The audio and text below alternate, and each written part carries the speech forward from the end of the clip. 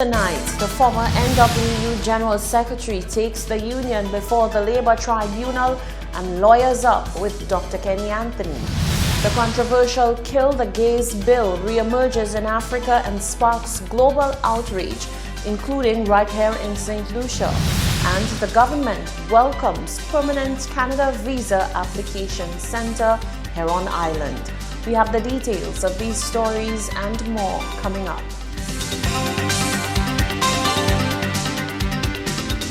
This is the Hot 7 Nightly News with Lovelace and Amy Joseph. Good night. It is Friday, the 11th of October, 2019. Welcome to the Hot 7 TV Nightly News on Flow Channel 117, also being simulcast on Kiss FM Radio.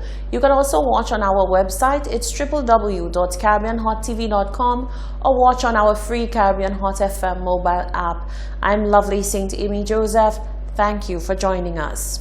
What could possibly be the reason behind the fallout between the former General Secretary of the National Workers' Union and his former employer?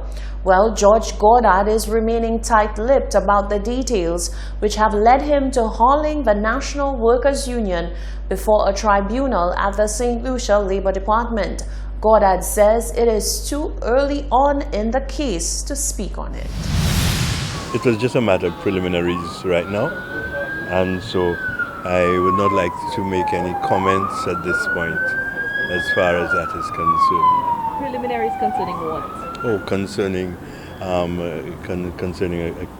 my case against the union, against National Workers Union.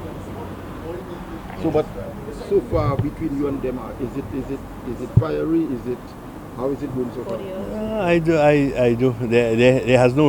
There has not been any reason to be fiery. As I say, it's just a matter of preliminaries. So at this point, I don't want to make any comments. I don't want to second guess anybody or anything.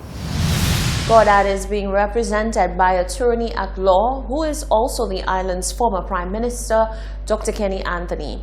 Dr. Anthony, like Goddard, kept his cards close to his chest. And we had a preliminary hearing this morning as to whether the tribunal had jurisdiction, that is, authority to hear Mr. Goddard's complaints, or all of the complaints, or whether some of the complaints should be remitted to the High Court for hearing. So we had that preliminary encounter this morning, and the tribunal has indicated to us that a decision will be given in the next couple of days. Can you give any indication as to the nature of the complaints? No, I rather not at this stage. It would be inappropriate. George Goddard served as the General Secretary of the National Workers' Union for over 30 years. African countries have some of the world's most prohibitive laws governing homosexuality. Same-sex relationships are considered taboo, and gay sex is a crime across most of the continent, with punishments ranging from imprisonment to death. Earlier this year, Brunei sparked international outcry over plans to impose a death penalty for gay sex, backtracking only after intense criticism. Now Uganda wants to follow suit. Uganda announced plans on Thursday for a bill that would impose the death penalty on homosexuals, saying the legislation would curb a rise in unnatural sex in the East African nation.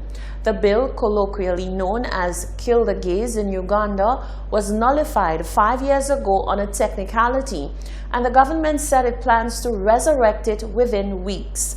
Ethics and Integrity Minister Simone Lukodo told the press, quote, "Homosexuality is not natural to Ugandans, but there has been a massive recruitment by gay people in schools and especially among the youth, where they are promoting the falsehood that people are born like that," end quote.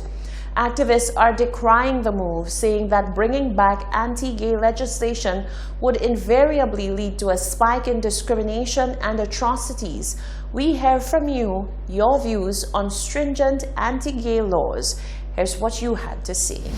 What's the world changing? We have to change with the world. Because it's like they tell you, when you're in Rome, do like the Romans do. But honestly, my whole life is in Lucia, so I can't really say nothing about that. But if they have human rights in the world, okay? So if you're telling me Uganda going to pass a law saying if you catch gay people in the act to kill them, Well, I can just tell the people I said not to get caught in the act if you know you're like that, because the law has been passed. Whether gay rights or not, it is not right to kill. Both things are sinful. Homosexuality is sinful and killing is sinful. So I'm not in favor of any one of them. But people are free to do as they please, but it's worse to kill. You understand? So I think that people should review that, even if they have to get a punishment, like letting the people serve a jail sentence or whatever it is, but the killing is wrong. I think the all people, independence, gay, lesbian, has rights, human rights for every people. The law of the land is the law of the land, so you have to abide to the country's laws. I guess if they have to go against it, they know what they have to do. But some might call it a step backward. But sometimes that's the law of the land, so maybe that's what they have to do. Just go with it. I certainly do not believe in taking a life just like that. If you are found, whether you're a gay or any kind of situation, I just do not believe in taking a life. And in particular, what we're talking about here is just being gay or being caught in the act. I honestly believe that a human being should live like a human being and should always have the human rights to support them, and not necessarily just have people make laws as to how you should live or how you shouldn't live. I'm just totally against that. Based on what you just asked me and told me about, I'm finding it truly bizarre that persons would actually, persons of great intellect would consider this as a bill to be passed in a house. If somebody's sexual preferences is not that of your concern, as long as you don't infringe on my personal rights, hello, you're free to do whatever you want, of course, abiding the laws of the country. But the idea of saying that because you're gay and if you're caught, you should be killed or I don't agree with that at all. I believe that to each his own. Everybody could be who they are in their own right, in your own space, in your own time, and you carry on smartly.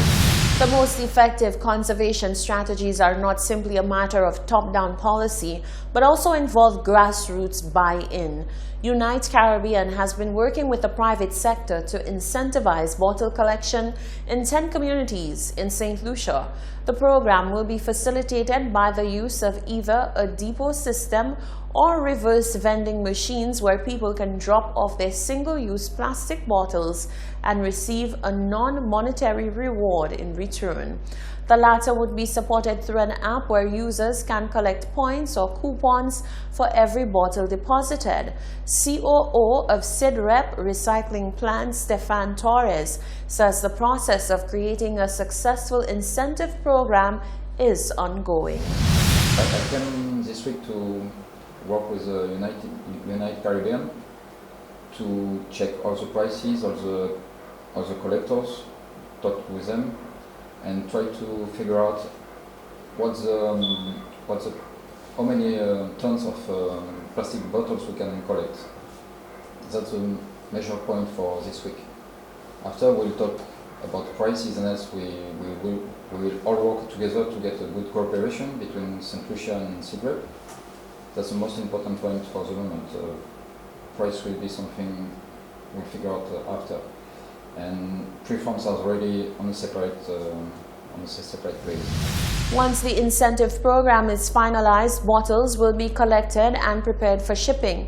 The shipping process is also under discussion as the Replas team considers container loads versus barge options. In other news, the government of St. Lucia has welcomed the news that the government of Canada has opened a visa application center in St. Lucia. This follows continued dialogue and advocacy by the government on behalf of the people of St. Lucia with the Canadian government. This means that St. Lucians wanting to travel to Canada will save on the additional costs to process applications in other islands. St. Lucia's concerted advocacy effort for a solution to the cost of accessing a visa to travel to Canada goes back to mid-2018 and included regular engagement with senior government officials of that country. The Permanent Visa Application Center in St. Lucia will process visitor, student, and work visas. The center in St. Lucia is managed by an outsourcing and technology service entity that provides visa processing services to the Government of Canada. This is the Hot 7 TV Nightly News. Still to come, youth participation is increasing in the National Creole Song Competition. The St. Lucia Red Cross marks a milestone achievement, and a grand food fair is planned this weekend in commemoration of World Food Day. That and more when we return.